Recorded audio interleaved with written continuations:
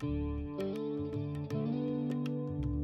guys, so just a quick video to talk about the use of props in my classes. So I've got a yoga strap, I've got two different shapes of blocks there. So one's a brick shape, the other one's more of a flatter block, and also a blanket. So all of these are items that I would, before lockdown, before March, I would have been letting you use these to share them. But unfortunately, I can't do that anymore. So if you like what I'm using these for, please do go ahead and buy these just to make your yoga practice either a little bit more comfortable, a bit more enjoyable. So if we start with the block. So when I first came to yoga, I'd often sit on two and sometimes three of these when I was in a cross-leg position to feel comfortable, to feel not. Otherwise, if I didn't have them, it was quite painful, quite uncomfortable. So it allowed me to sit in that position relatively comfortably for the few minutes that we would be there. So, just to demonstrate why you might need it or why it's worth having a go. So if I'm sat cross-legged, and I've been doing yoga for the best part of 10 years, and I'm now kind of at the point where I'm just about comfortable to be sat in a cross-legged position without any support under my butt. If I sit here for probably 5 minutes, then I'm probably getting to a point where I need a little bit of extra support under there. So what happens, or maybe me 6 years ago doing yoga, I'd be sat like this, and I'd extend up tall, and it's quite a bit of effort to hold there because of tightness in the hips, lower back, around the buttocks. And then I'd sit here a bit longer and I'd feel like I'm gripping onto my knees to hold myself upright. So there's a tendency for the lower back to bulge out. And that's not through anything you're doing wrong, it's just how your body is. So that's one of the common indicators that it might be more comfortable to sit on the lower back. So if you are sat cross-legged and then you're pulling on the knees to hold yourself up, it's almost like a bit of a white knuckle ride. So, and there's the lower back is bulging out. So if you struggle with that at all, then try sitting on a block. And then it should help alleviate some of that or make the tension a little bit less noticeable, allowing you to sit upright more. And again, if you sat on this block and you still feel like you're really trying to grip the fronts of the legs, then try sitting on another block. I know for a lot of the postures that we'll do from seated cross-legged, so we might be folding forwards, we might be doing side stretching. So sometimes if you're sitting on like maybe two or more blocks, it can feel a bit odd because your bum's up quite high and then the ground seems further away. But I would suggest, if you can, just going with that. So if the ground seems a bit too far away, you could always have another block in front of you or to the side. But that's very rarely the case. It just often feels a bit awkward. It feels like you're up high and then you're trying to reach for the ground. So I really do encourage people. It's one of the things, if I ever look around in my average class, I think there's probably at least a third of the room that would benefit from sitting on a block in a cross-legged position. So I'll stay cross-legged. So one of the other things that we can use a blanket for, and again, this might be if you were sat cross-legged for a longer period of time. So as I'm sat in this position, and this is always my comfortable way of crossing the legs. So I always have this right leg crossed in front of the left, and we'll always naturally tend to do that. And in yoga, we'll switch the cross of the legs just to make sure we're working into the hip joints and the muscles around the hips and the buttocks evenly. So if I change the cross, so I'm putting my left leg in front, there's a gap here underneath this left leg, and after a while that'll mean that I'm starting to notice a bit of discomfort in the area of the hip. So if I was sat here in this position for an extended period, maybe doing a meditation, one of the things I can do is have a roll blanket and just put it under there. So it doesn't take out all of the hip opening action, but it just provides a bit of support, so it's more comfortable. And I could probably do with one under here as well. And sometimes where the legs contact one another, like the knobbly bit in your ankle or on your shin, that contact point can feel a bit uncomfortable, so you can always grab a blanket to support. Other things we can do with the blanket, so I'll pop the block to one side. For some people, being on hands and knees is really uncomfortable on the knees, so there's an option there of folding the mat, kneeling on the fold, and there's also an option of having your blanket and kneeling on the blanket. The only challenge this can present is that you'll have to have your blanket nearby, because sometimes we can be a little bit up and down, hands and knees, back up to standing. So you'd have your blanket nearby, you'd come down, you'd pop it under here, and maybe we would do some postures from this position. And then you'd need to drag the blanket out of the way as you come into something like a downward dog. The brick shape block, so in most of my classes we'll always do a bridge pose at the end. You can do a bridge pose without a block, but occasionally it's nice to have the block there just to give us a couple of extra options. So, if you weren't familiar, bridge pose is where we're lying down, arms by our side, and we'll lift the bum up, build the spine up, press the hips up, and then down, and we'll continue that movement. We'll often do it towards the end of the session. I'm just turning this way to make a point. So often I will say, feet are hip width apart, focus on the knees staying there and not splaying out to the side. And again, I will look up, and understandably people are looking straight up and they don't notice that this action is happening. The knees are coming out to the side. So one of the things we can do is we can pop the block there, pinch the legs together so we know we're keeping that alignment and we're getting the most out of the posture and reducing the likelihood of any minor strain or injury. So we would have the block there, we'd come up and then down. And then depending on what sequence I've got for the class, I might ask you to take the block and come into a supported bridge. So we lift up, we pop the block underneath, so that's touching the base of the spine, arms by my side. So this is a relaxation position, and having the block there, body relaxing, is just encouraging a gentle stretch in the spine.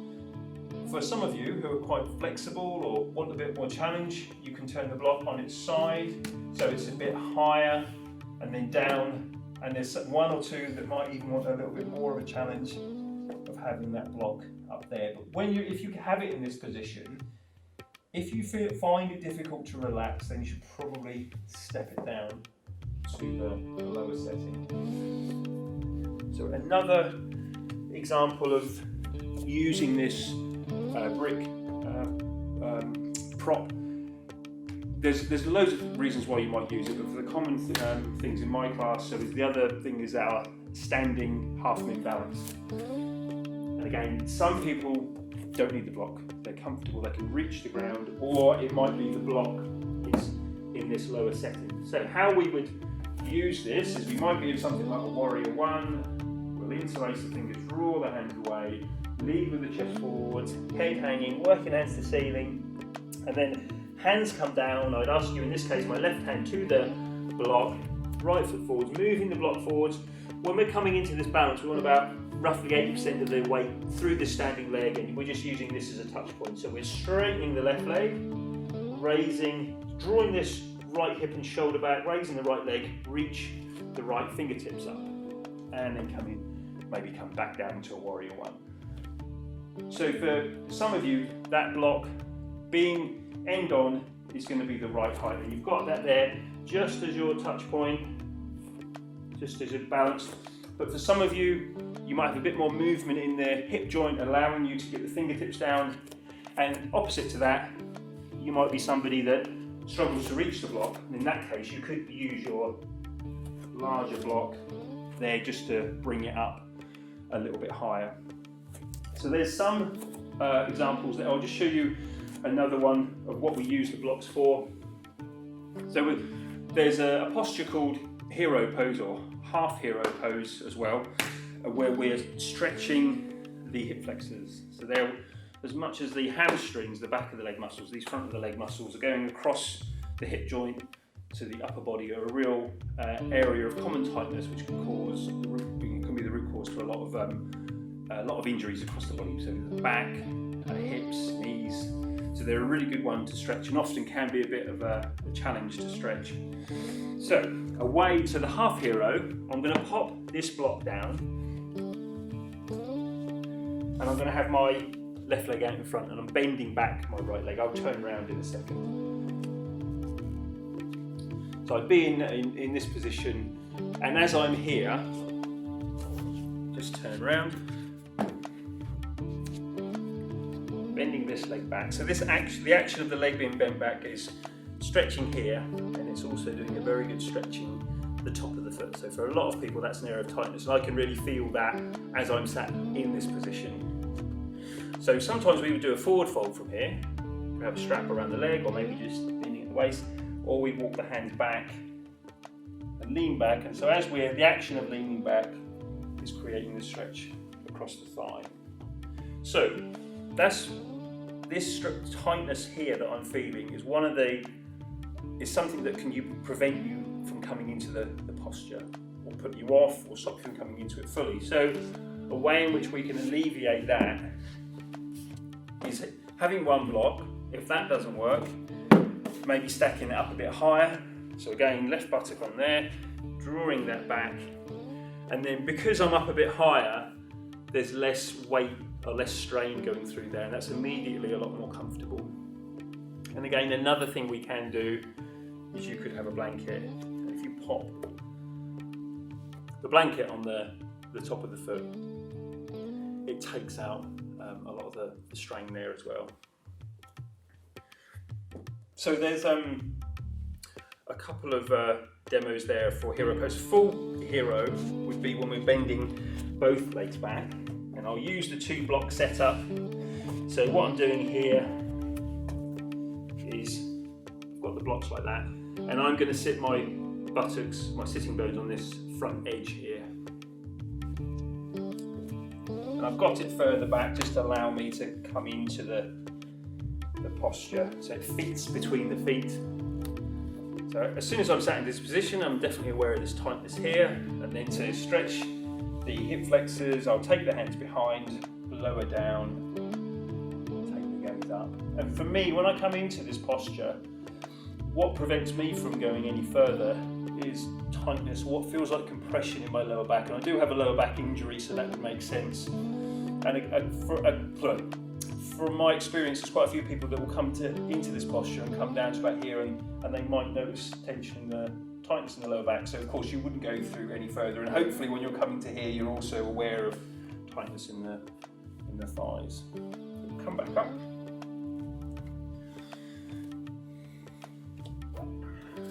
Popping the blocks on the side. So the strap I use a lot for stretching the hamstring and calf muscles. So an example of that would be having the legs out in front. And so I've got holding the strap roughly where the knees are. We're extending up, lead with the chest, head hanging, shuffling hands down the strap if you can. And when we're coming forwards, we're not using all of our brute force strength in the upper body to really pull the body forwards. We're just gently encouraging it forwards, and a way to help remind you of that is maybe pinching the strap with your index finger and thumb to come forward. So you're just holding the strap quite gently, encouraging the forward fold. For some people coming into this forward fold, because of the similar reasons as I mentioned with the seated cross-legged, it's quite an effort to sit upright, let alone come forwards. So again, we can use the block. And I'm going to sit on the front edge of the block with my sitting bones right on that front edge, and that will help tip my pelvis forward. So I'm sitting, I can feel my sitting bones, the bony part of my bum, on that front edge, and as I shuffle forwards a bit, I can feel the pelvis just tipping forwards only ever so slightly, and that will help me come forwards or allow me to feel more comfortable coming forwards. So I'm leading with the chest, head hanging, and again from here maybe I can shuffle the hands down the strap, and I can actually just about reach my toes. So we're using the strap to help come forwards, and we can do that on the individual legs.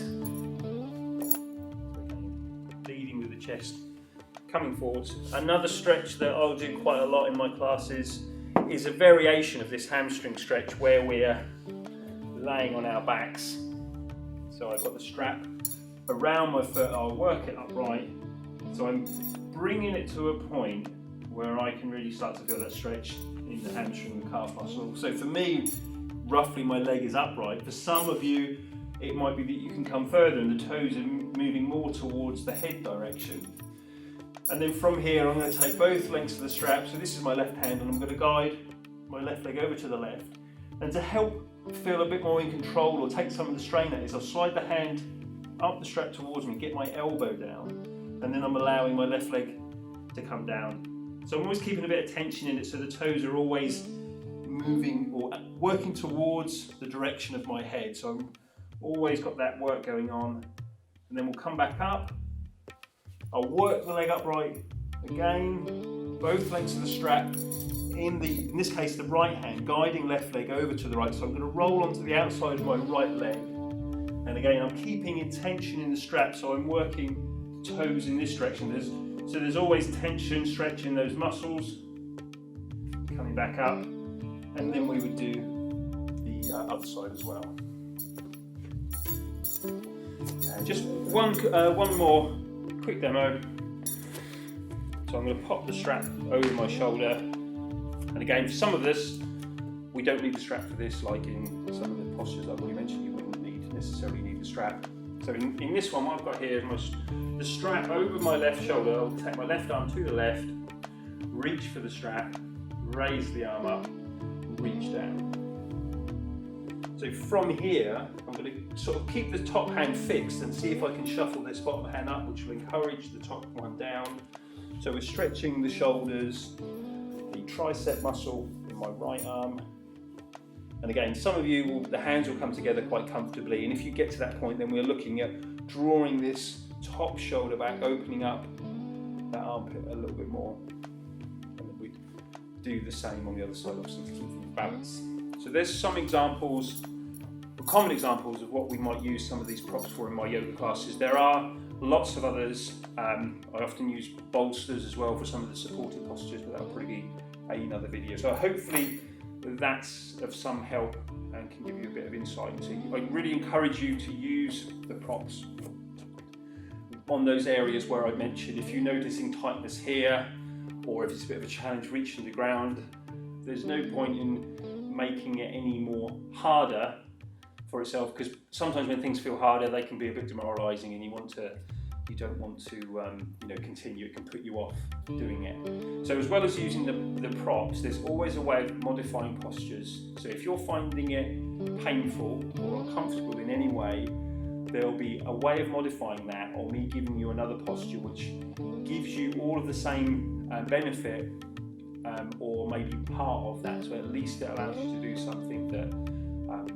doesn't give you any pain or discomfort, because that's not what it's about, not what it should be about. But it's just having that little voice in your head allow you to say, okay, I want to take an alternative for this, because that's a bit too uncomfortable, as opposed to trying to just plough through it and carry on. So thank you for watching. Please do message me with any questions. Hopefully see you in a class sometime.